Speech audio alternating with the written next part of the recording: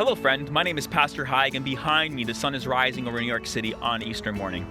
I want to wish you all a happy Resurrection Sunday and tell you that the bodily resurrection of Jesus Christ was difficult to accept in the first century, just as it is difficult to accept in the 21st century.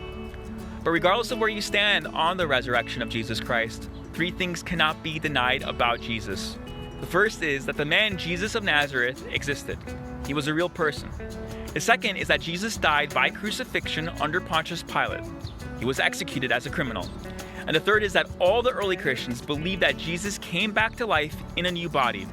This wasn't some myth made up 100 years after Jesus, but was believed from the first followers of Christ who knew him personally. The question up for debate is, why did the early Christians believe in the bodily resurrection of Jesus? And more importantly, why were they willing to die for him? In his letter to the Corinthians, the Apostle Paul addressed skeptics within the church who misunderstood the bodily resurrection of Jesus Christ.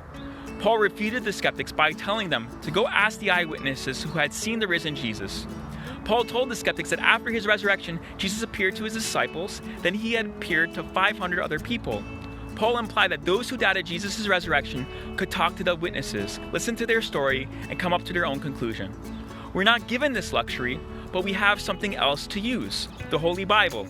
The New Testament is a collection of eyewitnesses' accounts that revolve around the news that Jesus died for the forgiveness of sins and that he is alive and well today.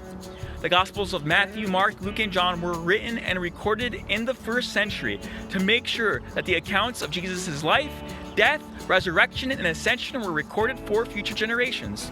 So I encourage you all, pick up the Gospels, read for yourselves, come up to your own conclusion about the resurrection of Jesus Christ. Thank you for watching, happy Easter, and remember to stay caffeinated, my friends.